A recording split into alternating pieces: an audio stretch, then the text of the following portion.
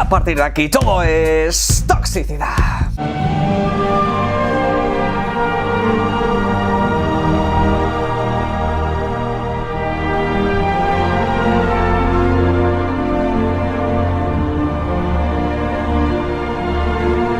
Buenas, hoy vamos a divertirnos y también a informarnos un poquito sobre lo que creo van a ser los principales candidatos a GOTY de este año 2023. Una veda que en los últimos días se ha abierto precisamente con los nuevos gameplays y lo que es un poco la presentación de Final Fantasy XVI. En los foros, en redes sociales ya se está empezando a decir la palabra de GOTY, GOTY. Habitualmente es algo que se suele utilizar para decir vamos a ganar con este videojuego. No sé, una cosa bastante random, pero aquí quiero hacer sobre todo un vídeo serio, un vídeo de análisis serio sobre lo que creo son los principales 4 contendientes a mejor juego del año a lo largo precisamente, valga la redundancia, de este año. Si a alguien esta clase de vídeos le da ansiedad porque dice no, Simon, es que todavía no se han lanzado esos videojuegos, aquí precisamente vamos a exponer de dónde vienen estos videojuegos y qué es lo que pueden llegar a ofrecer. De eso se trata, de debatir cuáles pueden ser los puntos fuertes, los puntos débiles de cada uno de estos títulos para convertirse en un título prácticamente inolvidable. Se trata precisamente de eso, de divertirse, especulando un poquito y sobre todo viendo cuáles son las principales características de los estudios que nos lo traen. Así que pónganse ustedes cómodos y el resto ¡a la calle! Empezamos principalmente con Final Fantasy XVI, que es un poco el que ha abierto este debate durante los últimos días, debido justamente a que se han presentado una serie de nuevos gameplays, se han presentado por supuesto lo que son algunas impresiones de la prensa del videojuego que han podido jugar algunos minutos, y en este caso es un videojuego que por supuesto tiene su controversia y también su historia debido al nombre de Final Fantasy, porque sí, el nombre de Final Fantasy tiene mucho peso en la industria, aunque la propia Square durante el pasado año 2022 cabe recordar que dijo que el nombre, lo que es la marca de Final Fantasy, estaba perdiendo bastante fuelle en los últimos tiempos. No es una licencia que venda tanto como antes, más allá del éxito que ha tenido el MMO Final Fantasy XIV a sus espaldas, y de hecho precisamente de Final Fantasy XIV hay muchos desarrolladores trabajando en este título, y eso es lo que da sobre todo mejores vibraciones, mejores esperanzas de que se lance un título a la altura de esta franquicia, aunque cabe decir que es un videojuego muy diferente a lo que se ha visto a lo largo de la historia de toda esta saga, ya que no tenemos lo que es el sistema por turnos y ni siquiera tenemos personajes controlables prácticamente más allá del protagonista, y se supone que algún personaje secundario muy concreto en momentos puntuales, al menos eso es lo que reza la información que conocemos hasta la fecha. Todo esto por supuesto es muy rompedor. Final Fantasy quiere mostrar algo distinto, por supuesto aprovechando lo que es el lore habitual de las invocaciones, aprovechando un poco lo que conocemos con los chocobos y demás, pero por supuesto alejándose de las fórmulas más tradicionales y en este caso intentando traer algo más parecido pues a lo que es un hack and slash, un poquito de acción más directa, sin por supuesto perder lo que es el componente RPG que va a estar por supuesto muy presente dentro de todo esto, también sobre todo muy focalizado en las luchas entre invocaciones. Obviamente siempre hay debate en torno a Final Fantasy por alejarse de la fórmula tradicional, pero lejos de todo eso yo incluso puedo llegar a pensar que es una virtud. A mí la verdad que lo que es el sistema de combate al principio voy a deciros que me traía bastantes dudas, sin embargo sabiendo que detrás está la cabeza pensante del combate de Devil May Cry 5 le voy a dar mi voto de confianza, vea lo que vea, porque a mí la verdad que también me traía bastantes dudas que en un videojuego intercalases 3 personajes con 3 estilos completamente distintos y eso se hiciera intuitivo o divertido. En este caso pues acabaron siendo las dos cosas a la vez. A mí Devil May Cry 5 a nivel jugable me parece una obra maestra. En ese sentido pues lo dicho, con Final Fantasy XVI vamos a correr un tupido velo porque yo pienso que el combate va a ser lo mejor del videojuego. Yo pienso que eso va a ser lo más guay, aparte de que no se va a cometer el mismo error que con Final Fantasy XV de hacer un mundo completamente abierto, algo que en lo que son los desarrollos de videojuegos japoneses no ha terminado de darse con la tecla más allá de títulos como Elden Ring o Zelda Breath of the Wild. Pero bueno, aquí donde puede estar el problema, precisamente en Square, que siendo mi desarrolladora favorita cuando cuentas el nivel histórico, cabe decir que en los últimos tiempos ha ido cagada tras cagada, salvo con Final Fantasy XIV, quizá Final Fantasy VII Remake o Octopath Traveler podrían salvarse de esa quema, pero la realidad es que si vosotros veis lo que son los gameplays de Final Fantasy XV y demás, veis que era un videojuego que prácticamente pintaba GOTY, y decías, ¡oh Dios mío, qué maravilla, qué Final Fantasy más grande, se viene el mejor mejor Final Fantasy de la historia y luego fue pues Final Fantasy XV, acaba de decirlo. Al igual que ha pasado con Forspoken, al igual que ha pasado con Babylon's Fall, al igual que ha pasado con otros tantísimos títulos que al principio se veían muy bien, pero conforme ibas viendo cositas y conforme se acercaba el lanzamiento la cosa pintaba todavía peor. Así que vamos a ver qué es lo que pasa con este Final Fantasy XVI, porque yo creo que el mayor problema que tiene detrás es que Square Enix hace mucho que no está poniendo recursos en fortalecer los videojuegos todo lo que se debería. Pero bueno, vamos a ver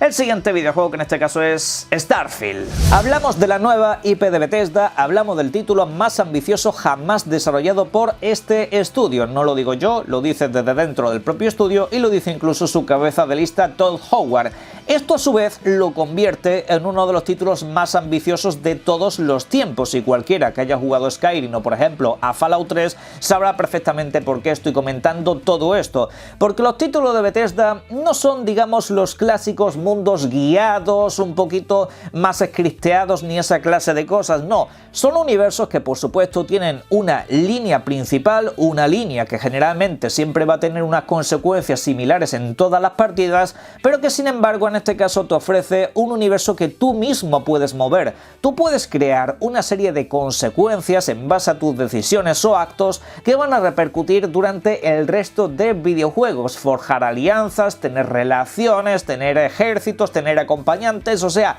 es una completa y absoluta locura todo lo que puede cambiar un videojuego en base a apenas un par de diálogos que tengas a lo largo de este título, porque sí, lo he comentado muchas veces, en Starfield no os vais a encontrar prácticamente dos partidas iguales, más allá, como digo, de algunos momentos que sí o sí tienes que pasar a lo largo del videojuego para poder avanzar en lo que es la línea principal, pero en el resto de cosas habrá gente que se meta en Starfield, se olvide de la línea principal y cree una vida dentro de ese videojuego, que es lo grandioso de los títulos de Bethesda y es lo que los hace tan únicos. A mí a día de hoy me sigue chocando que tanta gente ponga en cuestión los videojuegos de Bethesda, porque lo que te ofrecen literalmente prácticamente ningún videojuego te lo ha ofrecido, incluso a posteriori, ¿de acuerdo? Así que puede que a algunos les resulte muy saturante todo el contenido de lo que es Starfield, pero para mí es un videojuego que, como digo, va a marcar un antes y un después en prácticamente todos los sentidos. Y ahora, al igual que hemos hecho con Final Fantasy XVI, donde primero hemos visto lo que son las virtudes del videojuego y luego donde podría flaquear, que en este caso es que Square peca de una falta de ambición bastante considerable y de que se han atascado a lo largo del tiempo en cuanto a innovación y esa clase de cosas, ahora con Starfield vemos hacia dónde podría ir todo esto, porque sí, los videojuegos de Bethesda por lo general son de todo menos genéricos, al menos los de la Bethesda principal, que hay mucha gente que sigue confundiendo a los que hicieron Fallout 76 con la Bethesda de lo que estamos hablando. No, no es lo mismo, por favor, seamos un poco serios a la hora de hablar de esta clase de cosas. Starfield tiene sobre todo la misión de no cometer los errores de Fallout 4 en ese sentido, porque Fallout 4 fue un videojuego que se casualizó demasiado. La idea de Starfield es precisamente volver a Oblivion, volver a esos videojuegos que eran sobre todo mucho más profundos y quizá menos para el gran público, ¿vale? Un poco quedarse en esa línea intermedia de no ser un videojuego casual, pero que sin embargo tampoco acabe saturando a cualquier jugador que sea un poco novel dentro de los universos de Bethesda. Está por buscar precisamente ese equilibrio. El error que comete mucha gente cuando analiza los posibles fallos o defectos que pueda tener Starfield para dejar de ser un videojuego memorable es rápidamente decirte los gráficos, las expresiones faciales y ese tipo de cosas. A ver, Skyrim no era referente ni en su día. En su día te podía nombrar yo fácilmente 10 o 20 videojuegos con mejores gráficos y expresiones faciales que Skyrim. 10 o 20 fácilmente, ¿vale? Y en el sentido gráfico general tanto de lo mismo, incluso mundos abiertos, ¿ok?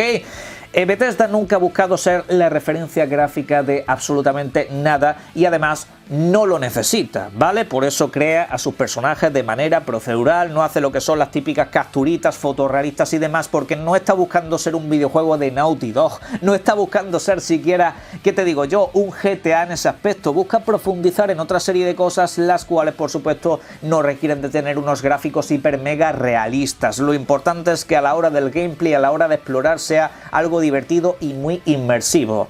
Si algo puede fallarle a Starfield no necesariamente son siquiera los bugs, porque Skyrim tuvo muchos bugs de lanzamiento, y ¿sabes qué? Uno de los mejores videojuegos de todos los tiempos. De hecho, Starfield se ha retrasado para evitar tener incluso los bugs que tenía Skyrim en su momento. De hecho, deberíamos de ser positivos con ese retraso. No.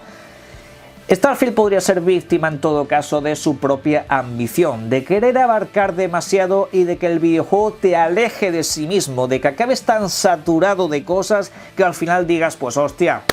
a ver si este videojuego alguna vez me lo voy a poder acabar, que te asuste el videojuego que te estás encontrando. Vamos a ver cómo Bethesda ha equilibrado eso, porque yo personalmente pienso que puede ser su mayor punto débil ahora mismo. Pero si hablamos de tener ambición, tenemos que hablar por supuesto de Zelda Tears of the Kingdom, el nuevo título de una franquicia tan mítica como inolvidable, secuela de un título impresionante que a día de hoy sigue sorprendiendo a propios y extraños. Cabe decir que Zelda Tears of the Kingdom, bajo mi punto de vista, a día de hoy es el más serio candidato a juego del año, teniendo en cuenta los precedentes, de dónde vienen y ese tipo de cosas, porque sí, tú ves Breath of the Wild a día de hoy y no te puedes imaginar siquiera cómo has podido meter tanto código en el diseño del videojuego para que en una Nintendo Switch ese título acabe funcionando de esa manera, que tengas tal cantidad de cosas que hacer, que sea un universo tan vivo, que sea un universo tan físicamente explorable, porque sí, puedes ir a prácticamente cualquier parte, que simplemente es pararnos a pensar qué es lo que puede ofrecer Zelda Tears of the Kingdom a día de hoy, y por supuesto estamos hablando de la ambición pura y dura. Porque sí, en su día con Zelda Breath of the Wild se cometió el mismo error que se está cometiendo con el mencionado Starfield, de centralizarlo todo en que es que mira los gráficos, es que la Nintendo Switch está muy limitada, es que mira, hay pop y no sé qué, no sé cuánto. El problema es que la gente se focalizó mucho en eso y dijo que era mejor, pues yo que sé, el Horizon Zero Dawn que se lanzó durante ese año y tal y que cual, porque es que tenía mejores gráficos. Y no se quedaban con la parte más interesante del videojuego, que era la plena y absoluta libertad de ir a donde te diese la gana y hacer auténticas virguerías para plantarse donde quisieras. No hay una ruta única a la hora de hacer este videojuego. Puedes ir directamente al final, puedes hacer el orden que te dé la gana, puedes escalar la montaña que te dé la gana, puedes encontrar tal cantidad de secretos y sobre todo la virtud de tener una mecánica tan compleja de juego y que a su vez se te haga fácil controlarla. Eso es lo maravilloso de Zelda Breath of the Wild. Pero ¿dónde podría estar el problema en este caso de Zelda Tears of the Kingdom? Que ya has tocado techo. Yo lo que siempre he pensado de Zelda Tears of the Kingdom es: ¿qué mejoras aquí? Teniendo en cuenta que sigue siendo un videojuego de Nintendo Switch, con lo que ello conlleva, lo que conlleva ese hardware, ¿qué más mejoras aquí? O sea, ¿qué puede hacer que esto se supere? Porque sí hemos visto el tema de las islas flotantes y todo eso, que va a añadir nuevas mecánicas, pero ¿cómo eso mejora lo que es el videojuego? Por eso digo que Zelda Tears of the Kingdom a día de hoy puede que sea el videojuego que más serio candidato a GOTY vea para este año, porque es un videojuego que la única duda que me puede llegar a generar es cómo lo mejoras, cómo vas un paso más allá. Y cuando tienes esa duda sabes que estás ante un videojuego absolutamente grande, absolutamente enorme. Otro caso es que los videojuegos competidores sí puedan ir un paso más allá y que por ello puedan acabar superándolo en un momento dado, pero a mí se me antoja bastante complicado. Por supuesto, no podemos olvidarnos del título que ahora mismo estáis viendo en pantalla, Resident Evil 4 Remake, un título que apenas tenemos a la vuelta de la esquina, en menos de 3 semanitas. Ya prácticamente lo tenemos en nuestras manos, pero estamos hablando de un título que quizá ya es un viejo conocido, ya sabemos a lo que vamos, estamos ante el regreso de uno de los videojuegos más importantes de todos los tiempos, un título que en su día revolucionó lo que era el sistema de acción con esa cámara al hombro que tantas veces vemos replicadas en los videojuegos actuales. En este caso, pues vuelve con una fórmula que ha sido muy mejorada gracias al trabajo que hicieron con Resident Evil 2 y Resident Evil 3 Remake, unos títulos que a nivel jugable también considero prácticamente la más absoluta perfección y que en este caso incluso van a traernos un videojuego mucho más ágil, porque sí, una de las grandes virtudes que tenía el Resident Evil 4 original es que la acción era muy divertida, era un videojuego que apetecía rejugar de cuando en cuando, pues ahora eso se va a multiplicar, ahora va a ser un videojuego todavía mucho más divertido y que de hecho quizá tu personaje sea un poquito menos tanque de lo que podría ser en el 2 o 3 remake como acabo de comentar. ¿Cuál podría ser el problema dentro de todo esto? También teniendo en cuenta que técnicamente es el videojuego más grande de los 4 que hemos comentado en este vídeo, pues que posiblemente sea el título a su vez que tiene menos capacidad de sorprender. Es un título que quizá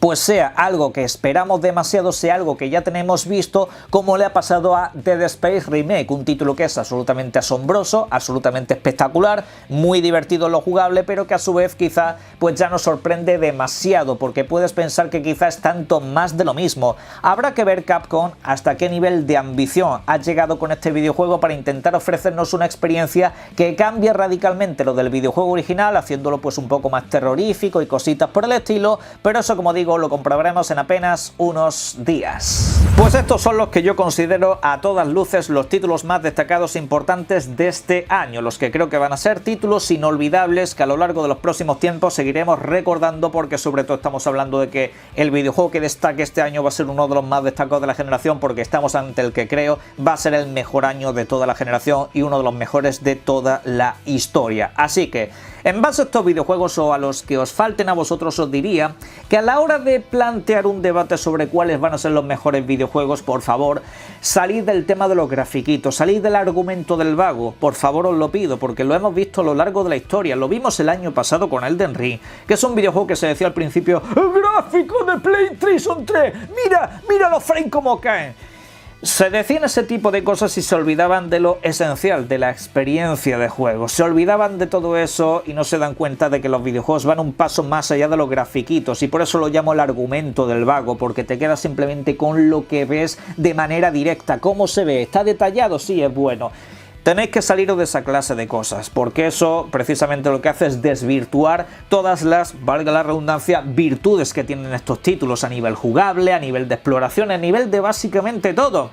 Y si queréis grafiquitos, ya sabéis que vuestro videojuego es Resident Evil 4 Remake. Ese es vuestro GOTY de manera inmediata. Eso lo tengo yo más que clarísimo. Si por gráficos es Resident Evil 4 y el resto los podéis ir tirando a la basura. Pero, como digo, id un paso más allá de todo eso. Como digo siempre, en la caja de comentarios podéis ir dejando todo lo que serían vuestras opiniones, vuestro punto de vista acerca de estos videojuegos. Sobre todo, cuáles serían sus puntos fuertes, puntos débiles. Y si os falta algún videojuego que consideréis que debería de estar en esta terna, por supuesto. Y más allá de eso, como siempre os digo, también podéis ir al link de la descripción a Neva, a partir de ahí comprar todo lo que queráis, todo lo que os dé la gana, que por supuesto estaréis ayudando muchísimo al canal, y como siempre os invito también a que disfrutéis mucho de los videojuegos. Un saludo.